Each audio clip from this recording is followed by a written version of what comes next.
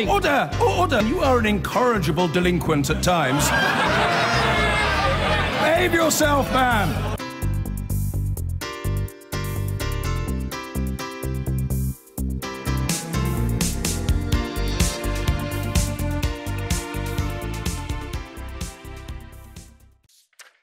Now, there are an average of 171 hate crimes every day in England and Wales. That was the case last year. The incidents range from threats and attacks on people to attacks on places of worship, spiking first after Brexit and again after the terror attacks. What's more, the numbers could well be an underestimate. So where does this leave our claims to be a tolerant society? Here's our senior Home Affairs correspondent, Simon Israel. I'm Catholic till I die. I'm Christian as well. A mosque invasion in Folkestone, another burnt down in Manchester, the launch of an anti-hate crime campaign in Oxford. The link, they are all the consequences of the recent terror attacks. Every time there's a terrorist incident in the country, women like me, women I've been speaking to, we all have the same experience. You know, we get phone calls, we're getting text messages, we're being told, be careful, be extra cautious today. If you don't need to go out, don't go out. This is not a way of solving hate crime. And it's on the rise, according to the latest police figures given to Channel 4 News. Last year averaged 171 hate crimes a day in England and Wales. 2 days after the Westminster attack, that figure rose 36%. After the Manchester suicide bombing, the level went up 60%. And post the London Bridge attack, there was an 86% increase. And while numbers dropped a week later, they were still 47% up on last year's average. This is one of the most recent. 26-year-old Dan Morrison got 6 months for stripping naked and invading a mosque in Folkestone to blame worshippers for Manchester. Me, Catholic till I die. I'm Christian as well. You're pathetic. You're an ignorant idiot. Hey, why do think that is Can somebody call the police? Oh my God. I was trembling in fear. Because I had this fear when I came to this country. I knew it was just a matter of time that it would happen. What fear did you have coming here? As a visible Muslim woman, wearing the headscarf, you know, reading the news, you know, about the spike in hate crime, you know, I really felt terrified. That feeling, according to campaigner Shaista Aziz, is widespread and has led to significant underreporting. She says she too has been a victim more than once. I was standing at a bus stop when a man I've never met before, a white man, racially abused me. He used very racially charged language, and then he came towards me to punch me, and I had to physically move myself away from him. I felt really shocked and really devastated, and I kind of retreated into myself. In her home city of Oxford, she's pushed for the council and Thames Valley Police for a plan to reach out.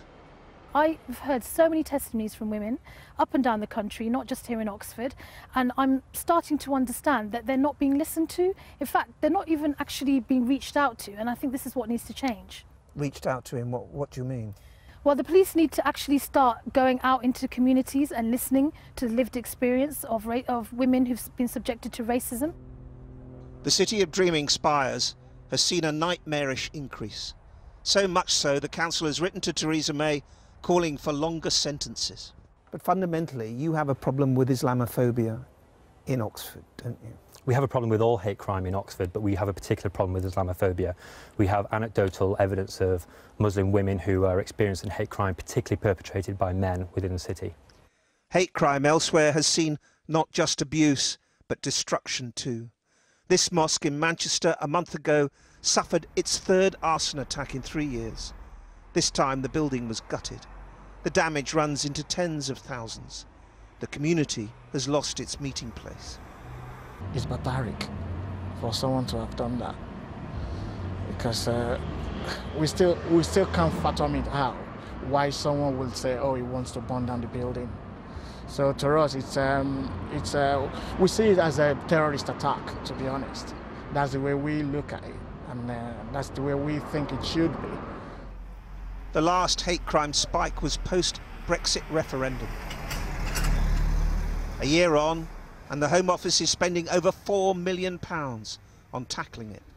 It says it's doing everything it can to wipe out hatred and division. Simon is reporting there. Well, I'm joined now by Assistant Chief Constable Mark Hamilton, who is the lead officer on hate crime for the National Police Chiefs Council. Welcome to the programme, Mark Hamilton. I mean, Simon's film focused on the Muslim community, but are other communities affected as well? Yes, and there are 5 reported or recorded areas of hate crime that we monitor. All areas we see are increasing, but part of that is our national strategy. We have for many years recognised that hate crime is underreported across all the 5 strands, and we have been campaigning to raise awareness and get reporting up. Recorded, unrecorded, because people are too afraid to come forward? Too afraid to come forward, not maybe aware that actually they've been a victim of a hate crime, not enough confidence in the police, and maybe not sure that actually they're going to get a good enough response. So what are you doing about that? So we have for a number of years now had a strategy to try and raise the awareness of hate crime, and we saw this last year where we stretched into various communities. We have a network now around the UK of hate crime leads. We have national guidance that actually gives you an enhanced response to hate crime. But the big issue here is about awareness and recognition of it.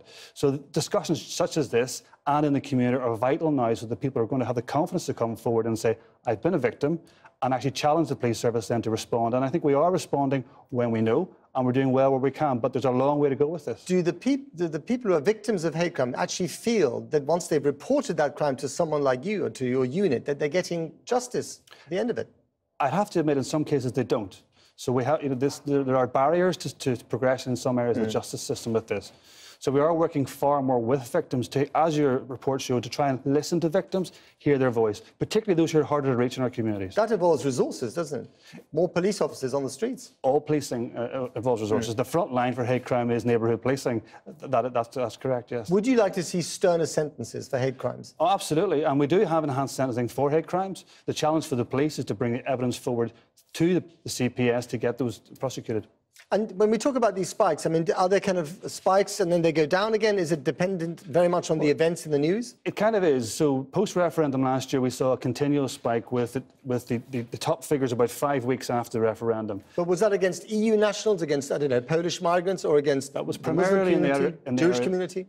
Primarily in the area of race. So it could have been EU nationals, could have been people who are different skin colours. This year, the spike is primarily against people who are perceived to be from the Muslim community. Because of the terror attacks? Yes. Equally, in the first 6 months of this year, CST have reported on behalf of the Jewish community an increase in anti-Semitic crime as well. I mean, 171 a day, that's a lot, isn't it? As a crime type, in some respects, it's not compared to other crime types, but it is a lot in terms of the nature of this offending and the impact it has upon communities. It is, and we do believe it is significantly lower than the actual reality. So what's your target here? I mean, is your target to bring that down to a certain level? I mean, is it a numbers game? Well, the England and Wales crime survey 2 years ago recorded 220,000 hate crimes. Police figures were 52,000. So that shows you the gap between police figures and what the community are saying. So, yes, our target is to bring down the 220,000 and to narrow that gap between our figures and theirs. But in this area, we want more people to report, so we're not afraid of increased figures. What we're trying to do is get better outcomes. And they will get bigger, won't they? I mean, the figures will rise. They should. If people come forward, and as your report says, if people are going to come forward and tell what's actually happening in communities, then the figures should go up. OK. Assistant Chief Constable Mark Hamilton, thank you very much indeed. Thank you.